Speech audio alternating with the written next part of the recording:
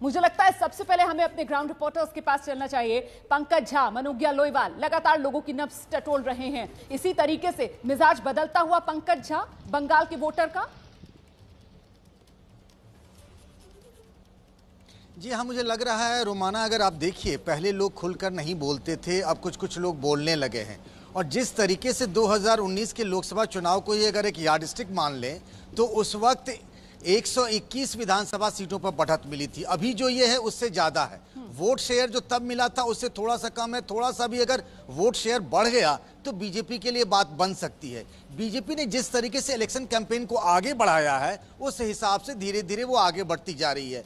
महिलाओं के बीच में, उसके बाद जो मतवा समाज हो गया, जो SC ST है उनके बीच में जो सबसे कमजोर कड़ी थी ये ग्रेटर कोलकाता का, वहाँ भी बीजेपी अच्छा कर रही है। तो जाहिर सी बात है कि बीजेपी और TMC के बीच में फासला धीरे धीरे कम हो रहा है, ऐसा लग रहा है। बिल्कुल मनुग्या लोईवाल, वो मोमेंटम जिसकी बात की जाती है वो खासतौर से जब चुनाव की तारीखें, वोटिंग की तारीखें नजदीक आती हैं तब बनता हुआ नजर आ रहा है। और इस वक्त ये जो ओपिनियन पोल है इसके आंकड़े यही बता रहे हैं कि मोमेंटम इस वक्त बीजेपी के पक्ष में बनता हुआ नजर आ रहा है।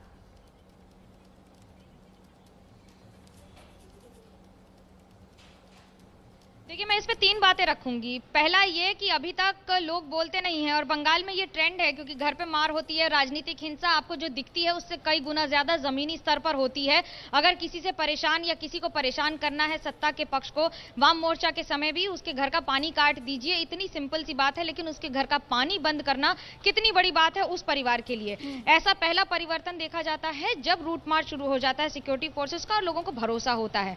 दूसरा इस बार के लिए है जो कैंपेन शुरू हो गया है दोनों राजनीतिक दलों का, और दीदी के पैर की चोट जिसके बाद वो अब व्हील चेयर पर हैं। 8 मार्च के बाद 23 मार्च के बीच में ही ये आंकड़े बदले हैं, इसलिए कि क्या लोगों को उस पर क्या प्रतिक्रिया है ये बड़ी बात है। ये तृणमूल कांग्रेस के आंकड़े घटना चिंताजनक विषय है तृणमूल कांग्रेस के लिए। और तीसरी बड़ी बात कि अभी तक हमने जितने भी आंकड़े देखे हैं उसमें अब ज्यादा इंपैक्ट आएगा आने वाले दिनों में, क्योंकि तीनों पार्टियों ने अपने मैनिफेस्टो, घोषणा पत्र रिलीज कर दिए हैं। उसके बाद किस तरह से किस पक्ष में जनता जाती है ये देखना दिलचस्प होगा। बिल्कुल, दिबांग मेरे साथ स्टूडियो में मौजूद है।